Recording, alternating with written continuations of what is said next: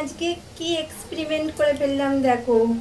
তোমরা তো একরকম দিয়ে বানাও, আমি দেখো 3 রকম দিয়ে বানাচ্ছি।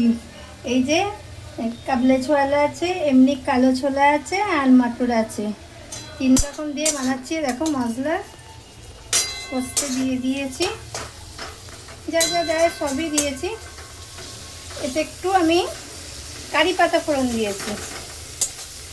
আর আমি এই মানে এইসব তরকারি, বিশেষ করে রাতের তরকারিতে তো আমি একদমই পেঁয়াজটা ইউজ করি না। একটু রসুন দিয়েছি, কারি পাতা দিয়েছি। একটু কারি পাতা ফোড়ন দিয়ে কোনোদিনও খেয়ে দেখবে, অসাধারণ খেতে হয়। কারি পাতা যখন ফোড়ন দেবে অবশ্যই এটা দেবে না,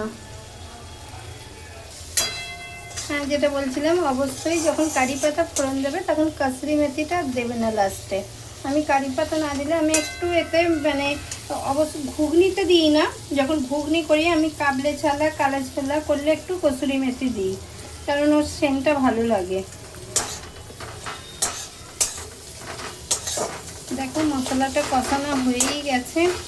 আর হ্যাঁ এইটা দেবে, দেখো ছোলে মশলাটা একটু দেবো। আমি আগে ছোলেটা দিই, তারপরে এই ছোলে মশলাটা, মানে এইটা ছোলেটা নয় সরি, এই পুরো এইটা দিয়ে আগে তারপরে ছোলে মশলাটা দেবো।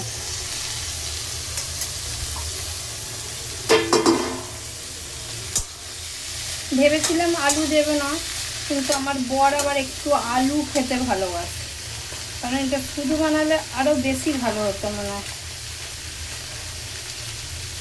এই দেখো ছোলে মশলাটা দিয়ে দিলাম, একটু বেশিই দিচ্ছি কারণ অনেকটাই তো।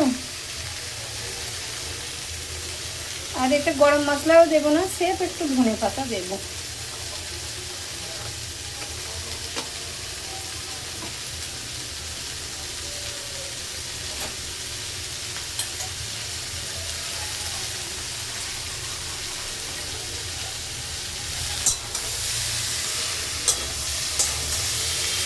আর কালো ছোলা দিয়ে তো, আর এমনিতেও আমি একটু মানে লাল করার জন্য সবেতেই লাল মির্চি দিই। আর যেহেতু কালো ছোলা দিয়ে আর দেখবে কালারটা কালো কালো হয়ে যায়, সেই জন্য একটু কাশ্মীরি মির্চি দিলাম।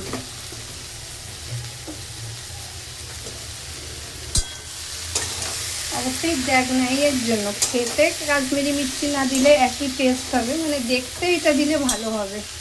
চলো আর একটু এই কষিয়ে নিয়ে জলটা দিয়ে দেবো।